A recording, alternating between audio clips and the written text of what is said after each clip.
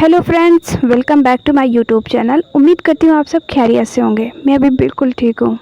तो जो आज का हमारा टॉपिक है वह है जनन, रिप्रोडक्शन।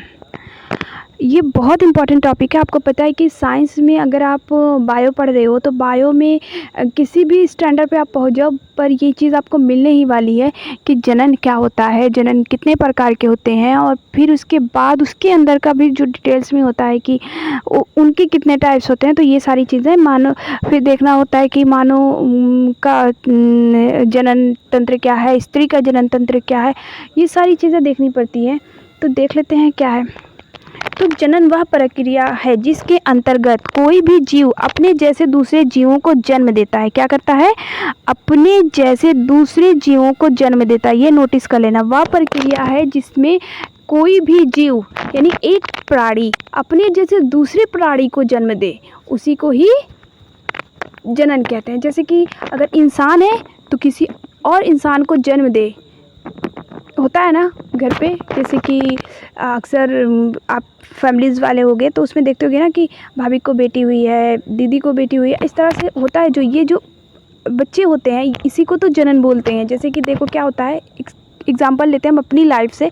हमारे दादाजी दादी जी थे, उनसे मिलिए तो पापा हुए, पापा और मम्मी की शादी हुई तो फिर उनके थ्रू हम हुए। अब जब हमारी शादी होगी तो हमारे थ्रू हमारे बच्चे, और उन बच्चों की शादी होगी तो उनके थ्रू उनके बच्चे। ये जो प्रोसेस चला आ रहा है ना पीढ़ी दर पीढ़ी वाला, तो पहले दादी दादा से पापा का जन्म हुआ, पापा मम्मी से हमारा जन्म हुआ, हमसे और अदरवाइज़ हमारे बच्चों का जन्म होगा। ऐसे जो ये जन्म हो रहा है इसी को तो जनन बोल रहे हैं। अब क्लियर हुआ कि जनन क्या है? अपने जैसे दूसरे प्राणी को जन्म देना। दादाजी ने पापा को दिया, पापा दादाजी की तरह तो है, इंसानों की तरह तो हैं। फिर पापा जी ने जब हमें, पापा जी और मम्मी जी ने मिलकर हमें जन्म दिया, तो हम भी तो इंसान के ही बच्चे हुए ना। तो यही प्रोसेस आपकी क्या है? जनन है। ठीक, क्लियर। अब देख लेते हैं कि जनन के प्रकार। तो जनन जो हमारा है वो 2 टाइप्स के होते हैं। देखो, जीवों में जनन 2 प्रकार के होते हैं। कौन कौन से होते हैं? तो असेक्सुअल, एक होता है अलैंगिक जनन, एक होता है लैंगिक जनन। लैंगिक जनन और अलैंगिक जनन अभी देख लेते हैं।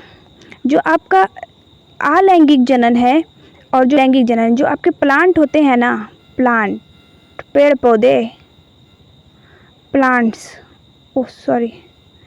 प्लांट्स जो आपके होते हैं, पेड़ पौधे जो होते हैं, वो क्या करते हैं? लैंगिक जनन करते हैं और अलैंगिक जनन भी करते हैं। डिपेंड करता है कि वो कौन सा प्लांट है, क्योंकि सभी प्लांट लैंगिक जनन नहीं कर सकते और सभी प्लांट अलैंगिक जनन नहीं कर सकते। उनके जनन करने का अपना अपना तरीका है। ठीक है, तो ये चीज़ याद रखना कि जो प्लांट होते हैं ना वो लैंगिक जनन भी करते हैं और अलैंगिक जनन भी करते हैं। पर जो एनिमल्स होते हैं ना, एनिमल्स कौन?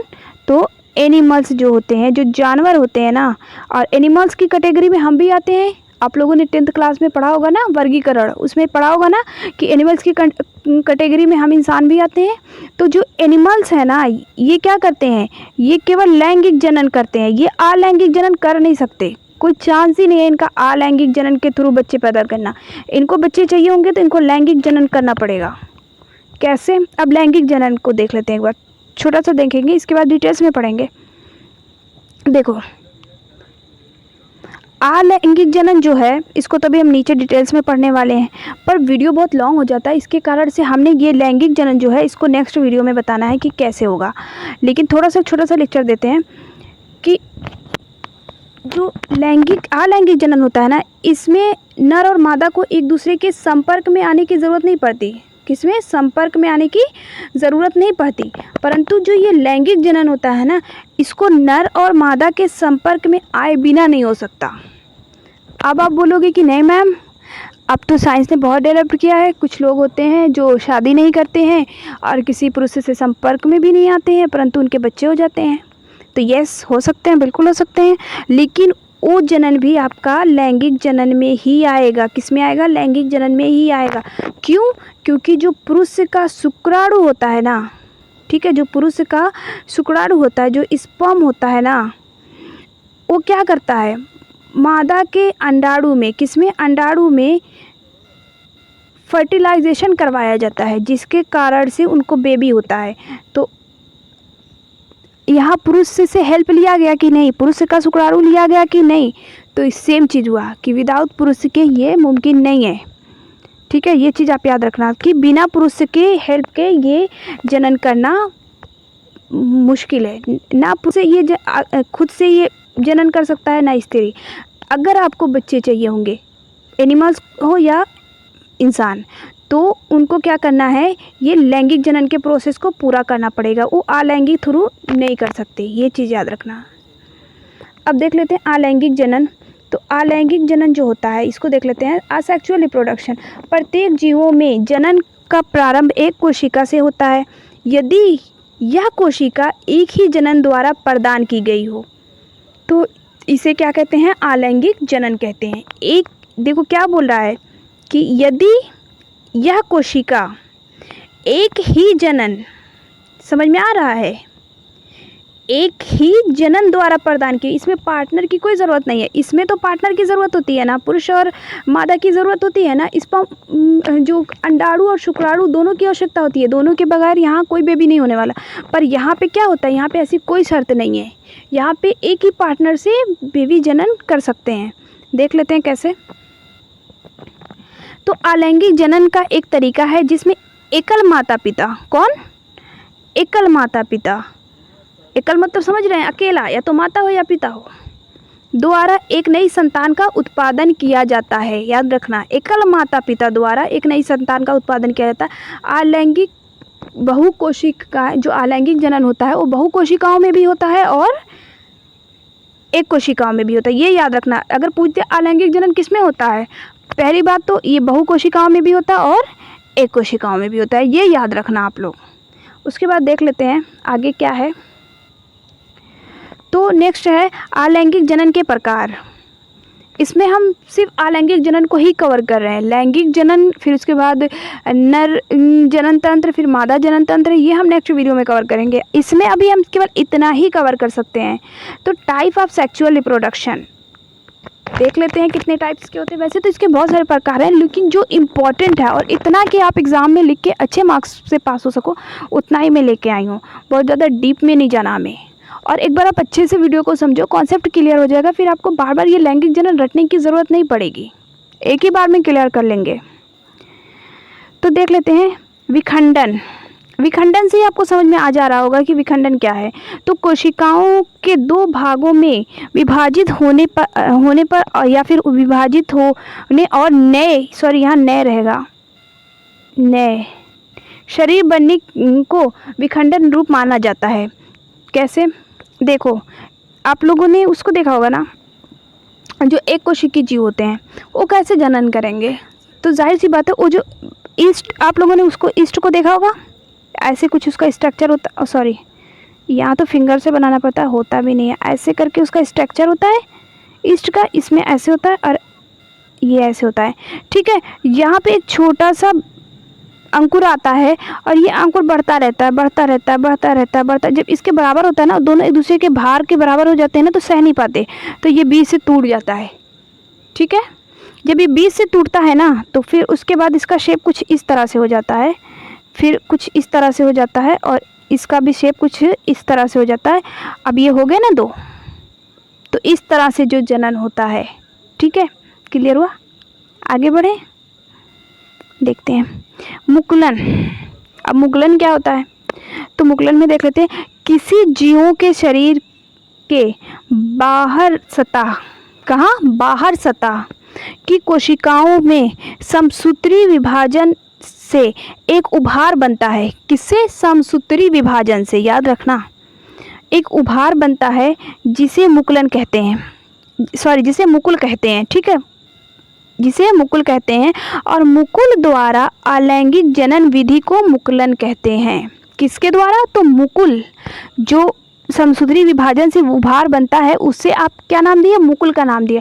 और उस मुकुल के द्वारा जो जनन होता है उसे आप क्या बोलते हो, अलैंगिक जनन बोलते हो। और मुकुलन का ना सबसे इजी और सबसे आसान जो एग्जाम्पल है ना, वो हमारे रसोई घर में है, आलू। आलू लिया आप कभी कभी देखते होगे जब बहुत पुराना हो जाता है आलू तो उसमें कुछ इस तरह से अंकुर निकल आते हैं, जगह जगह ऐसे ऐसे करके, सॉरी इसमें ऐसे मैच करके ऐसे अंकुर निकल आते हैं। उसके बाद जो किसान के घर से होगा ना, वो देखता होगा जिनके यहाँ खेती वगैरह होती है, कि क्या होता है, इसको यहाँ से कट किया जाता है अंकुर वाले आलू को, और इसको यहाँ से कट किया जाता है, इसको यहाँ से, ये 4 भाग में डिवाइड हो गया, 4 अंकुर थे। अब एक एक भाग को उठा के ज़मीन में गाड़ दिया जाता है। जो भी उसका अपना खेती करने का प्रोसेस होता है, उसको कंप्लीट करने के बाद एक एक भाग को उठा के ना ज़मीन में ऐसे ऐसे गाड़ दिया जाता है। उसके बाद जब यहाँ ये ज़मीन में पड़ता है ना, ये ऐसे करके मान लो 4 भाग था, चारों भाग को ऐसे ऐसे ज़मीन में ऐसे ऐसे कर दिया जाता है, और जो ये अंकुर होता है इसको ऊपर की सतह पे ऐसे रख दिया जाता है। अब इससे क्या होता है, थोड़े समय पश्चात इससे प्लांट उगना शुरू होता है, और इसके नीचे ना बहुत सारे आलू का पैदावार हो जाता है। तो इनका प्रोसेस आपका कंप्लीट हुआ। ये किस जनन में आ जाएगा, तो ये मुकुलन जनन में आ जाएगा, ठीक है। और ये मुकुलन किस में आता है, तो अलैंगिक जनन में आता है। अब देख लेते हैं बीजाणु। बीजाणु आपको समझ में आ ही रहा होगा, बीजों का द्वारा जो खेती होता है उसको बोलते हैं। तो देख लेते हैं बीजाणु निर्माण में जनक पौधा अपने बीजाणु पेटी में सैकड़ों प्रजनन इकाइयां पैदा करता है। किसमें, अपने बीजाणु पेटी में, जिन्हें बीजाणु कहते हैं, ठीक है। जब पौधों की यह बीजाणु पेटी फट जाती है तो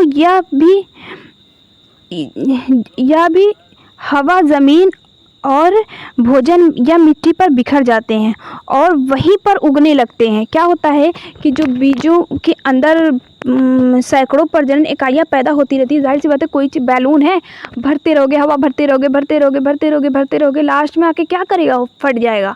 और जब फटेगा तो उसके अंदर जो गैस पाया जाएगा, जो आप भर रहे थे हवा, वो क्या करेगा, आसपास के एरिया में फैल जाएगा। तो सेम चीज़ यहाँ भी होती है कि सैकड़ों प्रजनन इकाइयाँ जो उसमें पैदा होती रहती हैं, वो क्या करती हैं, उसमें बढ़ती रहती है। जब वो ज़्यादा हो जाती हैं तो वो क्या करती है, फट जाती हैं, और फटने के कारण से आसपास जहाँ भी वो चीज़ें रखी होती हैं वहाँ पे फैल जाती हैं। और फैलने के बाद क्या होता है, ज़्यादातर मिट्टियों में फैलकर इनका पैदावार होगा, क्योंकि हम पत्थरों पे रख देंगे फिर तो मुश्किल है, नामुमकिन है। तो इसलिए वो क्या करती हैं, वो फैल जाती हैं, और वही फैल कर क्या करती हैं, वहाँ से पौधे अपने प्लांट्स निकालना शुरू करती हैं। प्लांट्स ग्रो होता है, बढ़ता है, उसमें फल फूल लगते हैं। तो इस तरह का जो जनन हो गया वो किस में आ गया, आपका बीजाणु जनन में। Hello friends, welcome back to my YouTube channel. उम्मीद करती हूँ आप सब खैरियत से होंगे, मैं भी बिल्कुल ठीक हूँ। तो आज का जो हमारा टॉपिक है वह है, तो जो हमारा लास्ट है वह है कायिकी जनन। क्या है, कायिकी जनन। तो कायिकी जनन में क्या होता है, देख लेते हैं। इस जनन में पादप को कायिकी भागों द्वारा, किसके द्वारा, कायिकी भागों द्वारा नए पादप का निर्माण होता है। वह प्रक्रिया जिसके अंतर्गत पादप शरीर का भाग पृथक होकर स्वतंत्र पादप नए के रूप में पुनर्जनन या विकसित होते हैं। स्वतंत्र पादप नए के रूप में कैसे, देखो, जिसे क्या होता है, आप लोगों ने लीव देखा होगा, कुछ प्लांट में ऐसी पत्तियां होती हैं, और इन पत्तियों के ऊपर फिर छोटे से प्लांट हो जाते हैं। उसमें फिर ये प्लांट क्या करते हैं, टूटकर गिर के यहाँ से जहाँ गिरते हैं वहाँ पर अपना नया प्लांट बना लेते हैं। तो ये जो प्रोसेस हो गया, ये आपका कहाँ हो गया, तो ये आपका कायिकी जनन में हो गया, ठीक है। ऐसे प्लांट, जो प्लांट के ऊपर से प्लांट निकलना शुरू होता है, सबसे अच्छा एग्जांपल यही है कि वो जो आप लोगों ने देखा होगा कि ऐसे लीव होता है, लीव के ऊपर ऐसे ढेर सारे प्लांट छोटे छोटे से निकल आते हैं। अगर आप इसको यहाँ से हटा के लाओगे, उसको कहीं और लगा दोगे तो वो लग जाते हैं। तो ये आपके किस में हो गए, तो कायिकी जनन में हो गए। आई होप गाइस आपको समझ में आ गया होगा कि अलैंगिक जनन क्या होता है और जनन क्या होता है। तो कल हम लाएंगे लैंगिक जनन के बारे में, तो इसलिए वीडियो को लाइक कीजिए और हाँ, चैनल को सब्सक्राइब कर लीजिए, ताकि आपका लैंगिक जनन जब मैं वीडियो बनाऊँ तो आपको सबसे पहले नोटिफिकेशन मिल जाए। और तब तक के लिए बाय बाय, टेक केयर, अपना ध्यान रखना। और हाँ, फर्स्ट टाइम अगर चैनल पे आए हो तो सब्सक्राइब कर लो और शेयर कर लेना अपने सारे फ्रेंड्सों में।